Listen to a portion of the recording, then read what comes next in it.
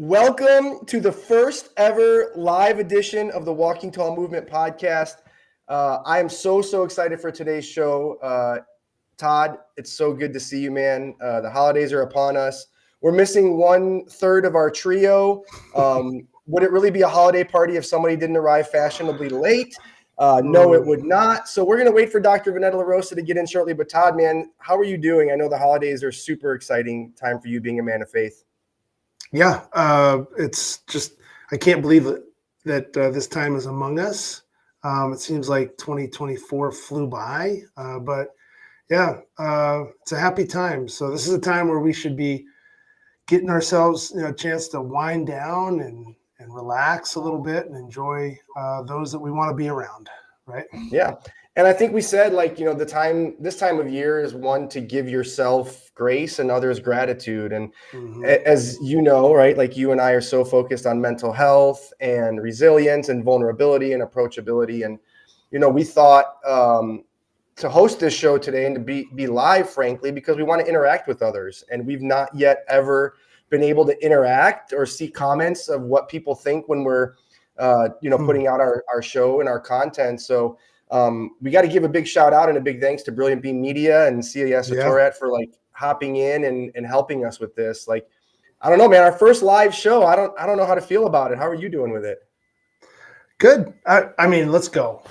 We're former athletes, you adapt, overcome. But yeah, I know that we'll have Vanetta joining us hopefully at some point. Maybe.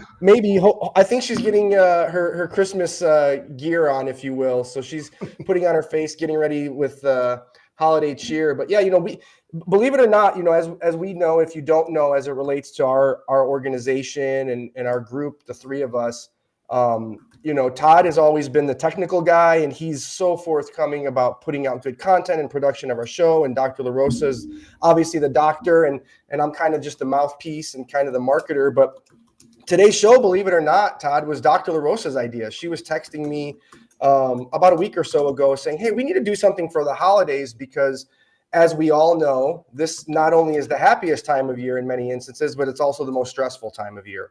And our mental health, as it relates to the holiday pressures, good and bad, right, are really impacted throughout this season. And so we wanted just to put out there and let people know that, hey, you're not alone, right? We all are stressed during this time of the year. We all have a lot on our plate. We all have tips, tricks, boundaries to promote, to put forth into the world to make sure the holiday season is successful as possible. But it's just a super stressful time, right? What are some of your stressors this time of year?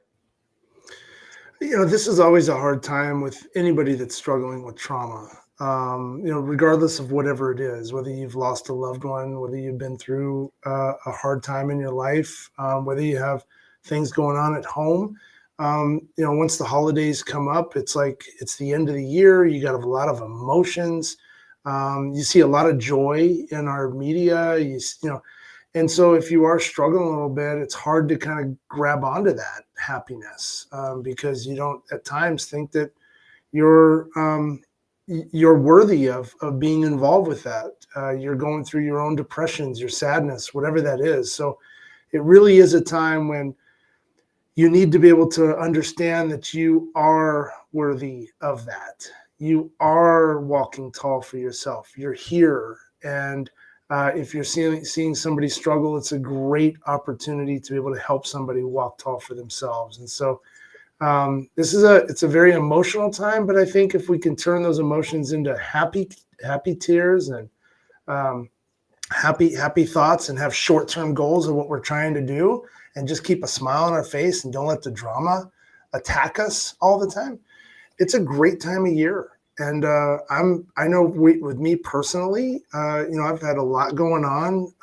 And so it's a good time for me to slow life down, to reflect on all the great relationships, like with you and Vanetta and just all the great people that we've had an opportunity to meet and telling our story. And it's a very emotional time, but I'm really excited for what's to come here this next week. That's kind of my goal, is to get through this week, finish off my work stuff, get through a weekend where I'm doing some home projects, and then the 23rd hits, and let's have some fun. So that's where I'm You mean at. you got a honeydew list waiting for you this holiday season? Is Oh that what man, you're it's like saying? Santa's list. My honeydew list is crazy long. That's the naughty list, right? Like that, you've been on the naughty list, so now you got to go I'm build always on something the for naughty your wife. list. Yeah. But Todd, listen, man, you as always are so insightful, and you are so keen on the outside pressures that impact our mental health, right? And you've been in this trauma experience a lot longer than I, but you honed in on something today that I want to just talk briefly about, and that's the pressure as it relates to the holidays from the media, the commercials we see, the purchasing pressures that we have to endure. And I liken it to, right? Like we, meaning you and I, are so adamant and so forthcoming about not comparing traumas. And it's not a matter of whose is worse or whose is best. But the holidays, unfortunately, don't get that luxury. And we are such a society of comparison. We are such a society of gluttony, trying to purchase beyond our abilities. We think we have to have these beautiful, great meals that, are being promoted on commercials and things like that. And so it's only natural to feel inadequate at times when we have this grandiose perception of what the holiday season should be.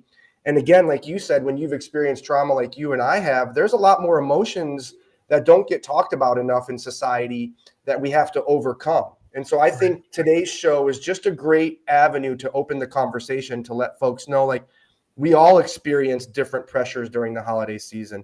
Unfortunately, like, this is my first holiday season as a single dad, right? I'm navigating what does it look like not seeing my kids on Christmas Eve for the first time, right? All of these things. Meanwhile, I have these outside added pressures of buy, this, that, and the other. It's really unfair what we're doing ourselves as a society, I believe. Yeah, again, we talk about the pressures, and we all have our issues, and I call them issues of trauma. We have got those things that we let in. I think that I've talked about this a lot, where when you ball all of those trauma issues, the things that are constantly knocking on the back of our skull, into a big sphere, and you put that out in front of you, what in that sphere, that trauma bag, the depression bag, the sadness bag, the wanting to spend too much money that you don't have, or whatever that is, what in that sphere is going to continue to back up on you, to make you feel this anxiety, to not allow you to have a good time in this holiday season? And how do you take the tools out of your coping bag to be able to push that sphere back out, so you're living with it, you're breathing with it, but you're controlling it, right? And I think that's the hardest part around this time of year, is that everybody's trauma sphere basically gets back in the back of your skull, and it's kicking you, and you're irritable, you're angry, or you're rushed to do things. And at the end of the day, guess what's going to happen? January 1st is going to happen. January 2nd is going to happen. January 3rd is going to happen. We have all this pressure to get everything done by the end of the year. Well, you know what? Why? The next day is going to come up. The sun's going to rise. So take the pressure off. Control what you can control, right? Look at you. You're going through a year where it's totally foreign to you. You haven't done this since you were single, right? I mean, pre-kids. Oh, I'm joking. I'm so joking. Yeah. But wait, we got good news. Our fashionably late co-host is in the room, so we got to take a quick time out. We got to welcome Dr. Vanetta LaRosa to the show. For those of you that don't know, right, as I said earlier, this is our first live show ever. Todd is so kind and so talented to produce all of our content. It wouldn't be a Walking Tall podcast if there wasn't technical issues or somebody wasn't late. So this is par for the course, and actually makes me feel more at home. So if we can let Vanetta in, because I'm certain she has a lot to say about the holidays. Again, this was her idea. She wanted to put forth a show like this. So see, if you don't mind, let her in so we can make fun of her for being late. I'm kidding. But you're right. No, Todd, and truly, right, your tree is so beautiful, by the way. Thank you. There she is. I was hoping you'd come in with a glass of eggnog or something like that, just to be so prim and proper. I don't need any other interview. So, Vanetta, we were talking, first off, Merry Christmas. We are so glad you're here. We were talking earlier about this being our first live show ever, and how I wanted to let the world know that it was you who said to me, Chris, we need to do something for the holidays. The holidays are a very stressful time. Individuals' mental health is in jeopardy. We have visions of past Christmases and Hanukkahs, of longing. We have despair. We have stress. So I want to get your quick expert take on the holidays, and then we're going to do our thing and have a lot of fun as we wind down the rest of the show. Well, the holiday season, as you just said, is tough for so many people. And the reason, again, is because of that long-term memory storage system that you've heard me talk about before in the past so many times, right? It's a picture of vast warehouse of infinite storage potential. And we don't know sometimes the memories that will hit us at certain times. Just like with PTSD and other issues, memory is triggered by a variety of stimuli. And so during this particular season, and just like every season, I find myself going back in time in a nostalgic fashion to those memories and those good times that I've spent with those loved ones that have passed on. And even if it were just particular times in my life, whether it would be something from the time when I was a small child up until the time as a young adult, I keep thinking about the tiniest of experiences and memories with my family. And while nostalgia is linked to positive feelings, as the newer research is kind of showing us, it can also morph into feelings of sadness, loneliness, and depression, because we end up missing those people and those good times and those circumstances. And so to kind of put that all together in a healthy way, I wanted to share some brain information, but also encourage people to hold on to those positive times and remember them for exactly what they were, and don't push them away, because ultimately they make us feel sad for the longing and for the departure of our loved ones. But let's cherish the fact that we were blessed with those good times and good fortune and people that loved us dearly and people who we loved as well. All of those things shape us and are part of who we are. So it's a balance of accepting those times, remembering the good times for what they were, and trying to live in the moment and be mindful for all the positive things that we have here with us now. Dr. LaRosa, you said a word that I think is so impactful for this time of year, and that's mindfulness, right? You said mindful. And it's important, for trauma survivors like Todd or I, or anybody for that matter, to be mindful of their own mental health during this season, creating boundaries to be happy throughout this season, right? And so I want to ask you quickly, and Todd, before you were able to join us, Todd was speaking so eloquently about trauma survivors and the stress that adds during the holiday season, right? The feelings that this time of year creates of despair and unworthiness, right? And why did this happen to me? And how can I be so happy when I've had all of this bad things occur in my life? It's really hard to navigate. And I would love to just get your perspective on why that is and what the impact of trauma in our mental health has on our ability to be simply joyful during this time of year where we all wish to be joyful, right? This is the greatest time of year. I got snow on the ground in Chicago. We got trees behind us. We're back together. But there's still this looming gray cloud at times over me, I'm sure over Todd, and even over you, Vanetta, being so close to your parents as you were, not having them to celebrate with you. So why is that? That was for Todd, right? For anybody, right? Either for you more so, Dr. LaRosa, what is it about trauma that comes up during the times when we're supposed to be our happiest that disallows us at times for being that? Well, the culprit neurologically is called episodic memory, which includes autobiographical information. It includes experiences. Experiences that are linked to emotions are remembered with more clarity, more details that surround those experiences. And it's our medial temporal lobe, our hippocampus, and it's a lot of other structures, functional structures in the brain that are activated when we develop these autobiographical memories.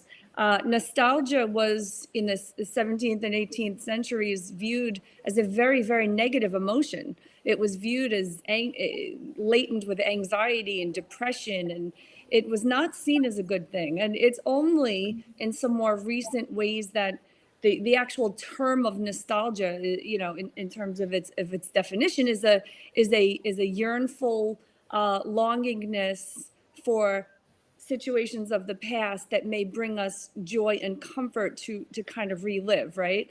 So that's sort of how it seems now, but it wasn't always that way, and that's because of the linkage to some of the details that might surround some of the negativity as well.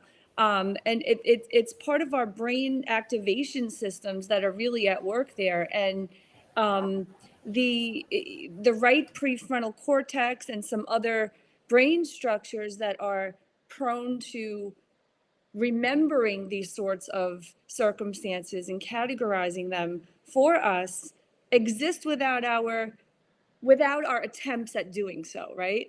And it's simply the time of year. Now think about the holidays. What is more symbolic? Our Christmas trees, our lights, our menorahs, our family times, our family Our meals. mistletoes. Oh, I am single, I am. I'm just saying. And so, Dr. LaRosa, really quick, and this is why I love our team, right? We have such dynamic personalities with such varying interests. You are so well spoken, and you're able to dumb it down for idiots like Todd and I when it comes to the hippocampus and the whatever you called it. Okay, I'm dumb. You're smart. But Todd, I want to ask you a question that you're probably not prepared for, right? And I admire you so much because you're a man of faith, and you relentlessly promote your faith. You live it, right? And I know as a trauma survivor, right, our faith gets called into question. And at this time of year, when it is faith-based for many folks, right, the birth of Christ, and that's really the spirit of the season, if you will. It's not gifts and trees, what have you. But how do you approach your faith when you have, the holiday blues, if you will, right, knowing what you've experienced? And how do we overcome that and still be as joyful as you are, man? Because, you're just a happy guy. And that's why I want to be around you so much, regardless of what you've experienced. You just love life, and you just attack it with such a zest that I envy at times. So how do you manage this yourself? Well, first of all, let me go back, because I was going to answer the question that you had before, and Vanetta stole all my answers. Oh, as I would have expanded more on the shows up late and hippocampus. steals the thunder. That's her. Yeah. That's her MO. Yeah, the hippocampus. You should have gone way more into that. Vanetta, you didn't do a good job there. No, I'm just kidding. The hippocampus. Yeah. No, I when it comes to my faith, I firmly open up myself to allow me as an individual to have a relationship with God and Jesus and all the angels above. I practice every day to try to continue to open myself up to that, because that is, to me, my strength and my heavenly goodness. That's my grace that allows me to help others. It allows me to walk tall for myself. It allows me to, just basically live in peace. I mean, we have chaos around us all the time. And unfortunately, Chris, you and I have, and others probably that are watching and listening, which I love all the comments, by the way, have gone through some hard times. That's my mom, by the way. My mom is the one. Oh, it's so her, funny. so she's obligated. Hi, That's Mom. So funny. Hey, Mom. Yeah, and I think it's just, I think it's different for everybody. I listen to a lot of speakers talk about how to connect to your faith. I think it's something that you have to really just kind of dive into. You can go hard. You can understand where you're at. You can say your prayer at night. You can say your prayer at the dinner table. You can pray at your office. You can do whatever you want, but it's just having that connection. And I think if you really open up yourself to whatever faith that is, right, to whatever peace that is for you, whether it's going surfing, whether it's getting on the back of a horse, whether it's going out and taking a drive, right, whether it's spending time with your kids, that peace, that's what you need in your life right now. And it's so important to be able to walk with grace, to be able to walk with comfort and peace in your heart, to slow yourself down when things get really crazy, which they all do for all of us, and understand that there's a higher power there that's going to help lift you up.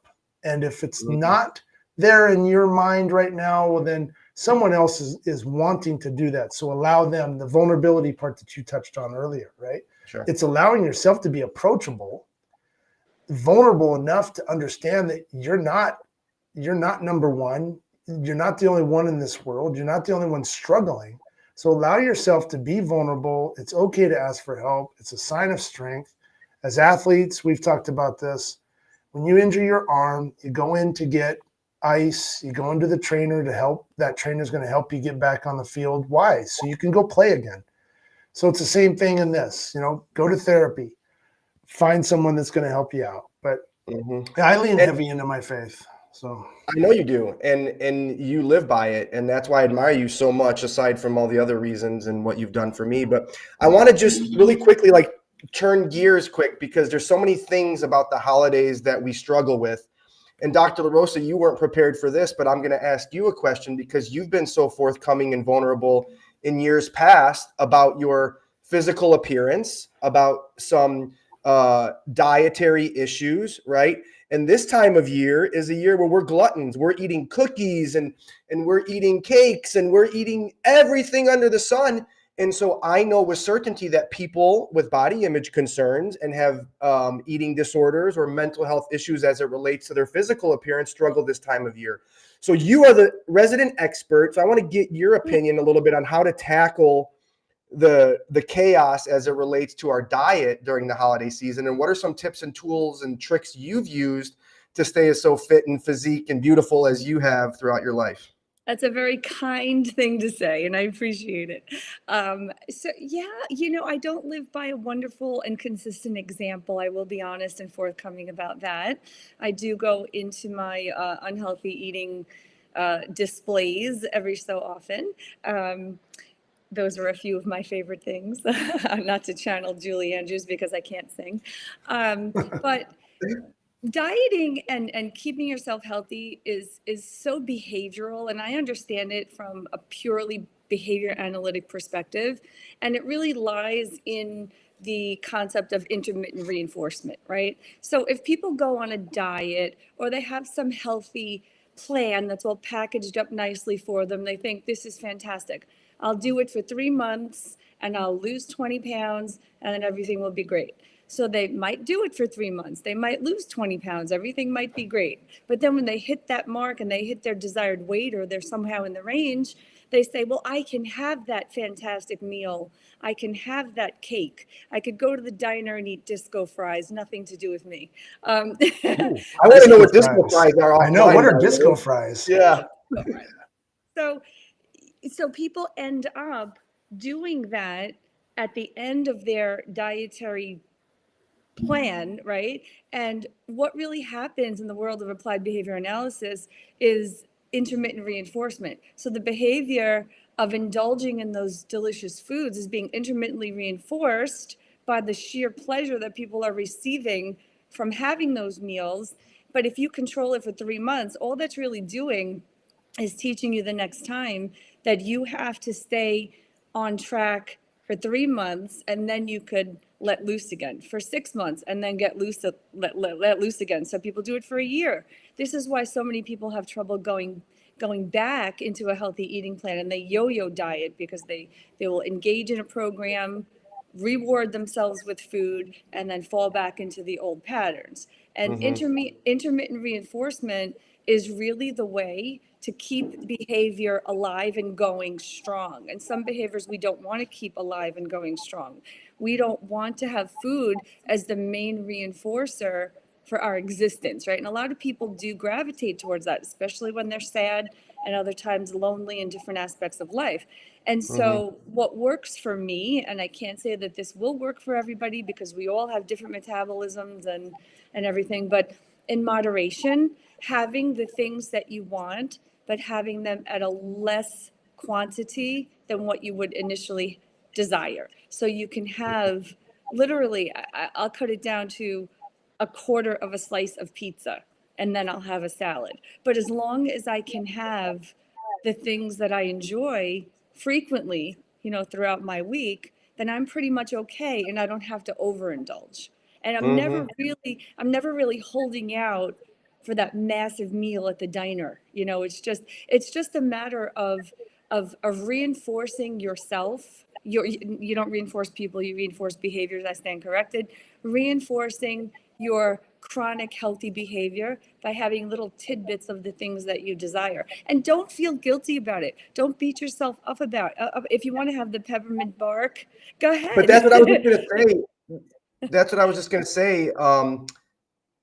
Setting boundaries, right? We all have cookies and candies and baked goodies stuffed down our throats this time of year. Hey, I made this peppermint bark. Hey, you got to try it, right? So Todd, like, you're so good about boundaries, right? And we've had an episode about guilt, right? And so we know when we overindulge, right, this sense of guilt comes in. I shouldn't have put that in my body. I shouldn't have drank that alcohol. I shouldn't have done this, right? So how do you kindly say thanks, but no thanks?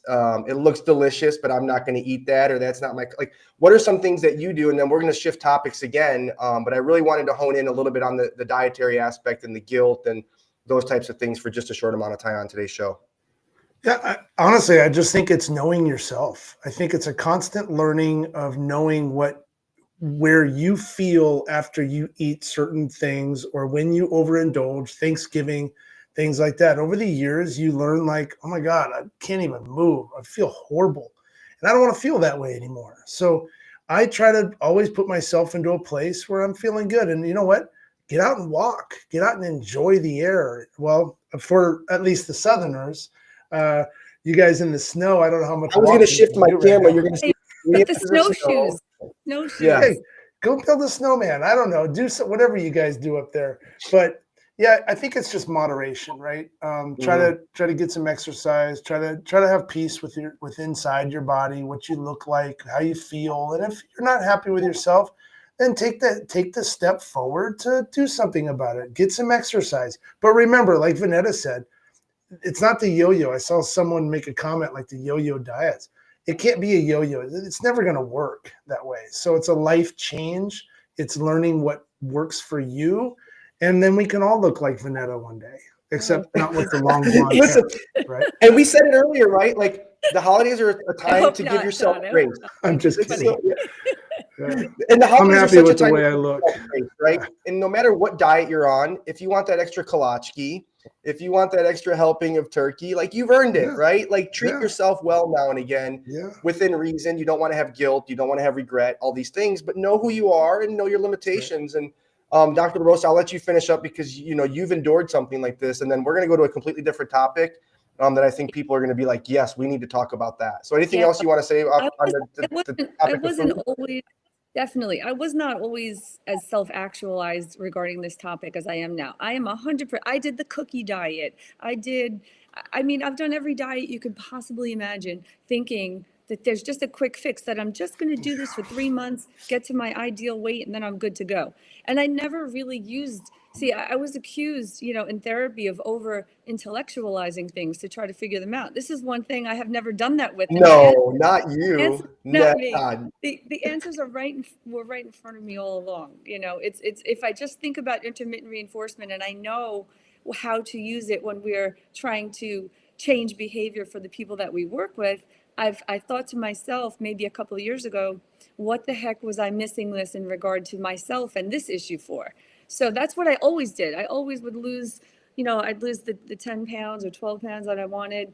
And then I would say, good, all hell can break loose now. And then I went crazy for 3 months, just eating like a 12-year-old boy after a baseball game. And, you hit a certain age, at a certain point, you're not quite as active. And it should be no mystery why people would gain weight, right? And so you just got to be happy with yourself. Exactly. Right? Exactly. And love yourself. Who cares about someone else? Tammy, I think, made a comment on here, like basically saying you don't need to please anybody. Please yourself. But I do have a question before you get going, Chris. Vanetta, what are disco fries? Oh my goodness, what are disco fries? Yeah. I can't believe you don't know. No. So they're a plate of beautiful fries, nice, healthy, crunchy fries, smothered with mozzarella cheese, right? And it's baked to perfection. And then you have a nice side of gravy that you either dip the fries in, or you can pour it on top. And It's Wow. heaven. It's just absolute heaven. Do you like you want to know that eat mayonnaise with your fries too? I have a friend who eats mayonnaise with his fries. I don't understand that at all. I think No, that's a Minnesota never, thing. never, never. Yeah. Well, you would know from being from Minnesota all those Yeah. years. Todd. I think they put mayonnaise on everything.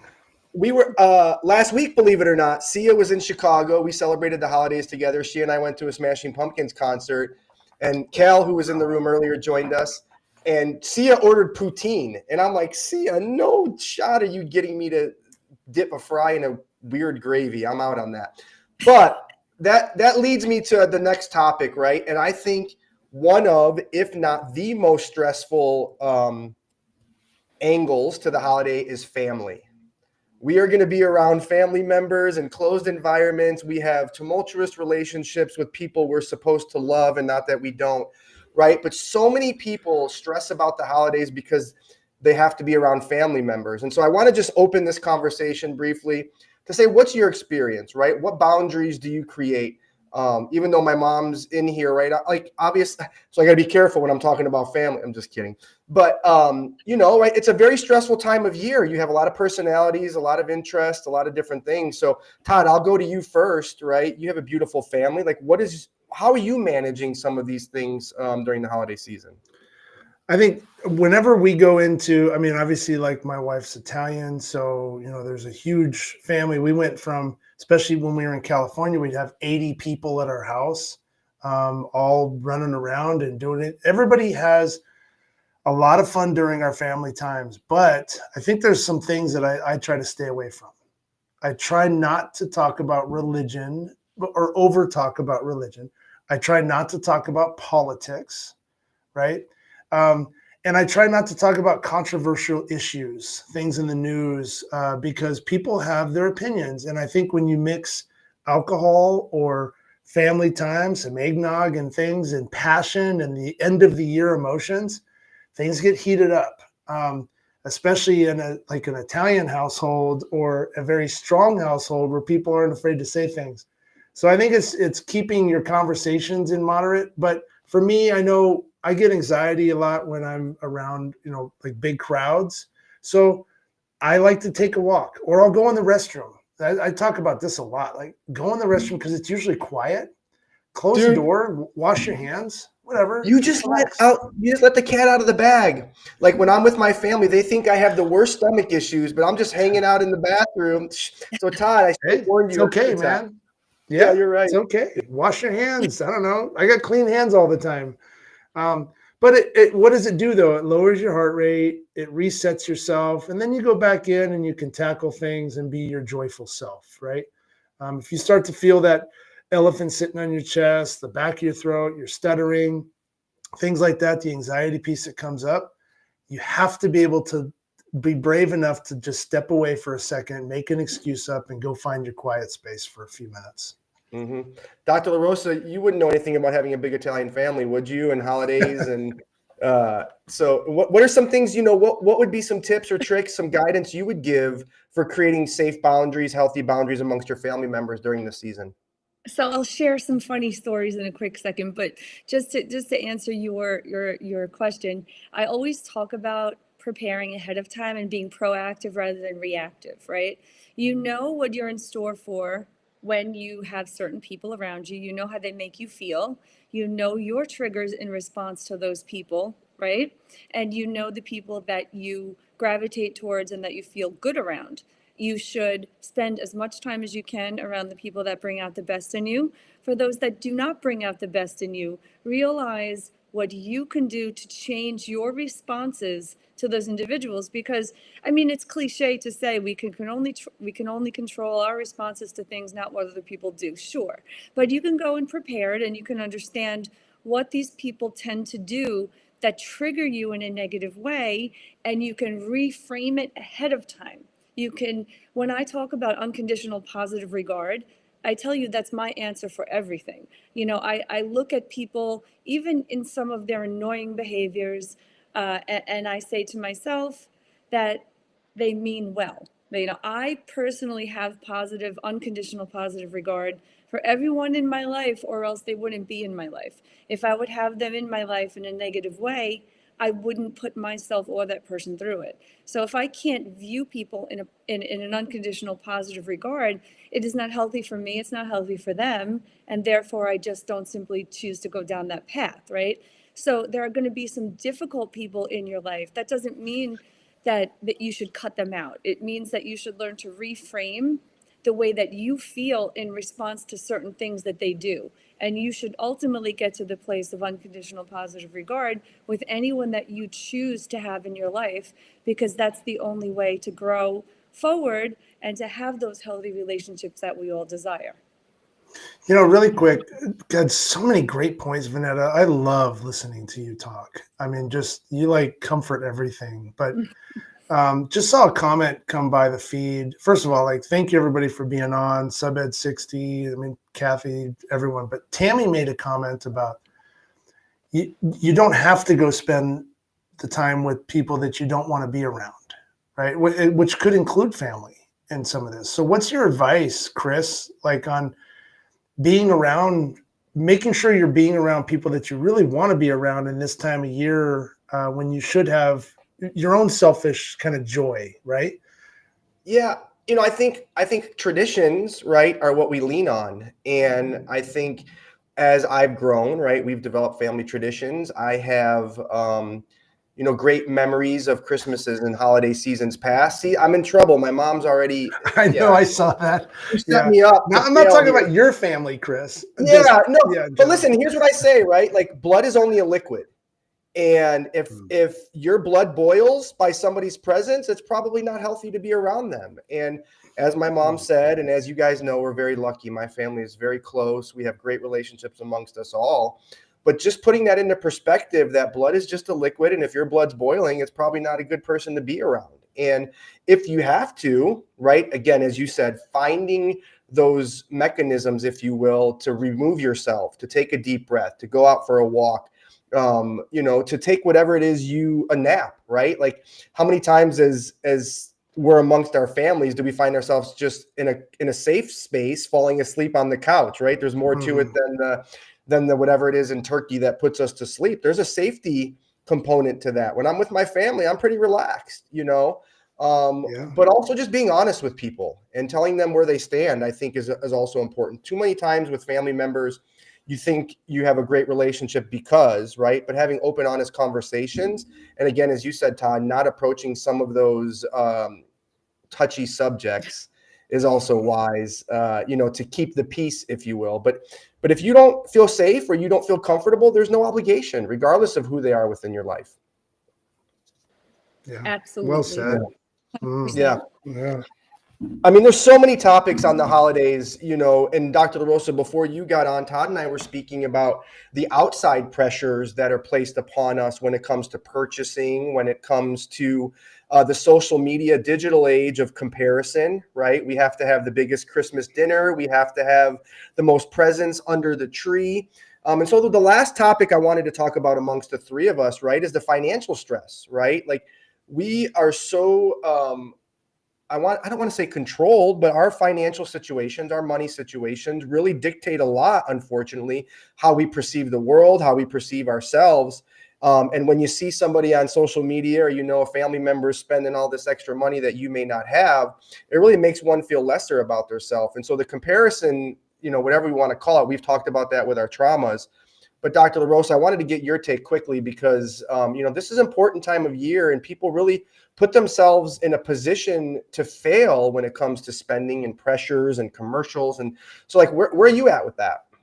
Yeah, this hit me when my kids were little, right? Because we always did that. You want them to have the magic and the joy of Christmas, and you want them to, believe in Santa as long as they can, and you want all these wonderful magical things for them. What do you mean? What did you just say? Didn't you see our logo with the cool Santa? Well, why wouldn't they believe in Santa? Yeah. Santa's I'm not. I know it. Santa's real. I feel like Will Ferrell and Elf right now. I know him. I know him. I know him. No, and so I remember when they were little, right? And they had all these presents, and they said to me, "Why don't poor children have as many presents as we have if Santa loves everyone the same?" And I was stunned by the question. I said, Santa does love everyone the same. And, they've always put me in a position where I was just at a loss for words, and I'd say things like, well, maybe Santa leaves presents at, different family members' houses for them because they don't have maybe a big enough house to keep all the toys, like I'd always think of something, silly to say. And sometimes they bought it to some degree. Most of the time they would continue questioning me until I said something that was intelligent enough for them to accept at the time. But it really made me think about how I wanted them to view the world, and people who don't have the means or the good fortune. I didn't always grow up with good fortune. I did not grow up in a wealthy family. I remember, and I told my husband this story just the other day.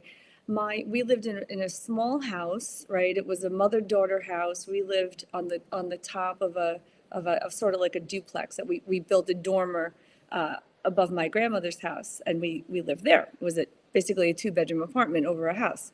And for me, it was everything I needed and wanted. I was comfortable there. I was happy and loved. I never really thought I had anything to compare to. I mean, I had friends who were millionaires living in mansions right down the street, and they'd come to my house and they'd sort of smirk a little bit about my humble surroundings, and it definitely bothered me a little bit as a kid, but I never really felt bad about it because I knew that small, tiny house was filled with love, right? And we didn't have a big enough table.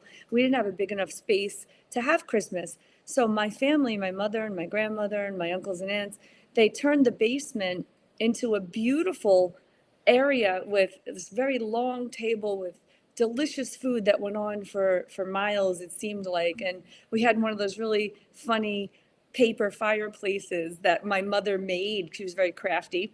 So she made this paper fireplace and decorated it up, and they put all kinds of presents all around and just made it look so incredibly beautiful that I never really wanted for the stuff that I didn't have, right? And it sort of puts into perspective that it really isn't about I know this is easy to say, but it's not about the objects or the material items.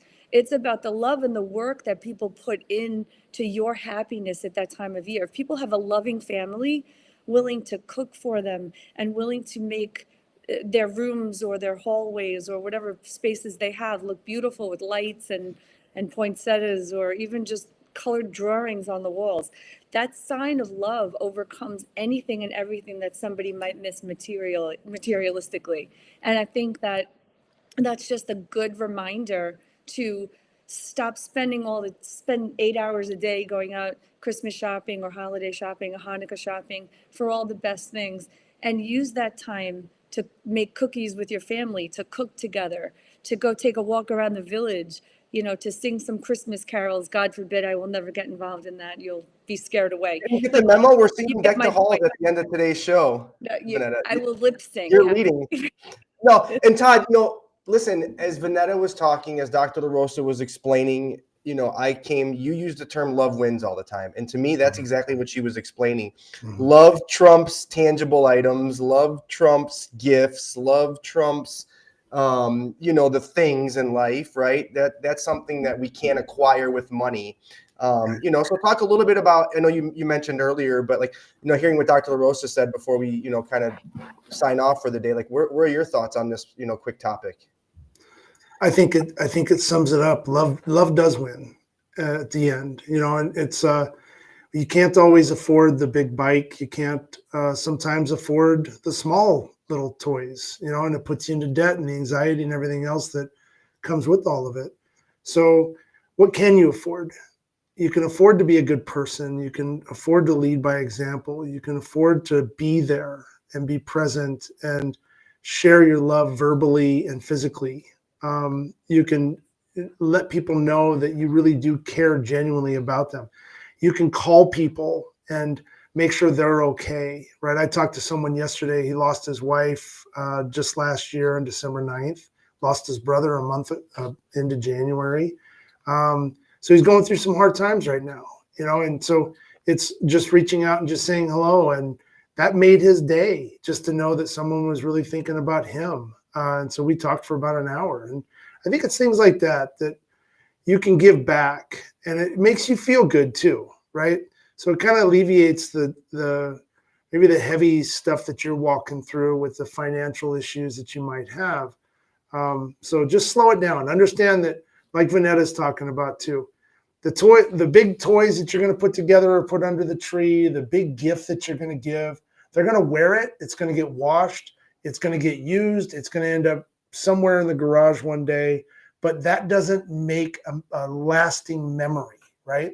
The memory that continues is love. The more you can love people, the more you can be there for people and stand tall and walk tall for people. That's what really counts, and it's long lasting. So, yeah. You said it, and you guys also didn't know I had a plan for this show as always.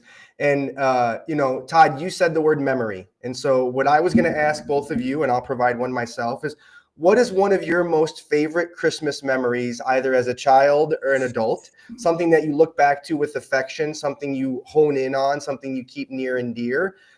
Because again, while some of these memories are troubling at times, right? We all have good ones. And so, Dr. LaRosa, I want to just go to you. What is one of your most favorite holiday season Christmas memories? Something that really just makes me laugh every time I think about it. My grandmother was the queen at making an Italian dessert called strufoli. She pronounced it struvela, but it's like a little honey ball. And the process of making them is quite in depth. It's a multi-step process, right? And one of my favorite memories is when my mother, who comes from a German background, was learning to make these, and every year she would do her best at making them. My grandmother would be in the kitchen just yelling at her for every little thing that she was doing. And most of the time she was making them too big. My grandmother was a perfectionist with this dessert, and my mother would purposely make them too big just to irritate my grandmother, and they would just fight continuously over it. And that's what the holidays are all about, pissing off your family, right? Like, come on, we talked about I want a honey ball. All right, Todd, what is one of your most favorite Christmas memories? I think when I was younger, it wasn't really about the toys. The toys were always great, but we always went over to my dad's family's house, and that was a time when all my cousins were about the same age. My uncles were all a little bit younger, so we'd get the Nerf football out, and we'd go play football on the street, or we'd play wiffle ball. But generally, it was a Nerf football game, and it was just a blast. The dads were tackling the kids. I mean, we'd come up with scrapes and bruises, and then we'd go sit down and eat. And I think just being around the family, God, it was so much fun. And I enjoy it now, but as a kid, it was different, right? Get a chance to go run around and tear up your jeans and just spend that time. Yeah. And obviously the Christmases of past with my kids, right, stand out. But growing up, we were such a tight-knit family, and we were very fortunate that when my parents were married, my mom's side and my dad's side got along so well that we would all get together for Christmas, and we would have both sides of the family. And it was every Christmas pretty much I would, after the Christmas celebration was over, I would always have a sleepover with my cousin Paul. And he was like 3 or 4 years older than me, and I always looked up to him. And it was always the time which I knew after Christmas I was going to get to sleep over at his house for a night or two.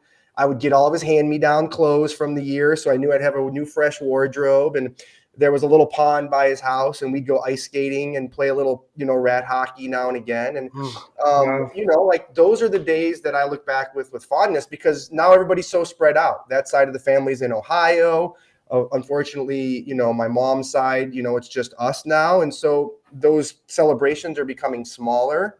And so I just look back, and I text my cousin every year, like, man, I just loved sleeping over at your house every Christmas. And, it was just fun. And so I want to encourage everybody. First off, thank you all for joining us. Thank you all for chiming in and encouraging us to continue on what we're doing. We wish we can invite everybody to the stage to share a Christmas memory. It's just not possible. We got to get on with our day. But this was just so fun to spend the holidays with you guys and talk a little bit about mental health and our own celebrations and our passions for the season. So before we sign off, Dr. LaRosa, I'll turn it to you. What are some of your final parting words before we move on and we don't get back together till 2025? Yeah. Well, we've all felt that feeling when someone is just extra kind to you and takes that moment to care about a situation that you're going through, right? And, for me, when that happens sporadically and spontaneously from people around the world in my life that I don't even plan to hear from, it brings a true tear to my eye, and it brings a true sense of love and comfort to my heart. And just know that we can all do that for each other, and we all should do that for each other. And being vulnerable about our own weaknesses, trials, tribulations, all the different things in life that we go through is one way that we try to put ourselves out there for people, just to let them know they're not alone. We all go through really hard things, and right now I bet you the three of us are going through some things that we're not fully getting into today, that are tough for us. I bet that's true, and I know that's true. But we're here, and we're trying to be here for each other, and we're trying to be here for anyone in the Walking Tall community that needs us. And the more we spread that amongst each other in this world, the better we're going to be doing for ourselves and for others. So I just want to say Merry Christmas and Happy Holidays to everyone, and thank you for enriching my life with this Walking Tall movement. I hope that the things I say are comforting and insightful to anyone that listens. Well, they sure are for me. And Todd, I don't know about you, but I know how you feel about Dr. LaRosa and what she adds to our group. And, you know how I feel about you and our group. And so I'm excited to hear your final words of the year and of the season. And yeah, where you at? It's so awesome. I mean, I love our time together. I love that we just really talk about some of the hard conversations, and we're not afraid to talk about those because we've all checked our tough box off, and we all know that the more we can bring light to our struggles internally, physically, whatever that is, it's okay, because I think people really resonate with that. And I think, I'd like to kind of quote one of the last little paragraphs of a poem that, I think was written. I wrote it, but it was written from all of us, really, where we embrace the journey of resilience. And I'd love to just kind of quote this last little piece of it, where it says, "So let us all learn from the courageous movement, which is walking tall, to be approachable, our heart's content. For in walking tall, embrace one and all. We create a world where compassion walks tall." And I think that's the biggest lesson there, right? Love wins. Be compassionate to others in this time when we are struggling internally at times, or we're just compounded with a lot of fun and excitement. But just make sure that compassion and love is leading our hearts. And I just wish everybody a super crazy, happy holiday. Take time for yourself, walk tall. Chris, Vanetta, love you guys. And thank you everyone for being on the show. And here's to a 2025. Let's go. Yeah, I'm in the same boat. You guys know how I feel about our work together and how I feel about the two of you individually, but I also too have just received such great support from some of the many folks we've gotten to meet along the way through our movement. It's just been the greatest gift of all, frankly. And, I would like to just tell folks listening, when the three of us a year or so ago were developing this idea, never did we imagine 2 years later we'd still be together and putting out, content to promote approachability and vulnerability and just making mental health relatable. But that's what we hope to do, and we hope to be for you folks. And we can't just thank you enough for joining us and celebrating the Christmas season with us. I want to wish each and every one of you a Merry Christmas and a happy 2025. We got a lot in store together, and we want to just make sure that you're here with us. And by joining us today for this conversation, just is the greatest gift of all. So thank you all for joining us.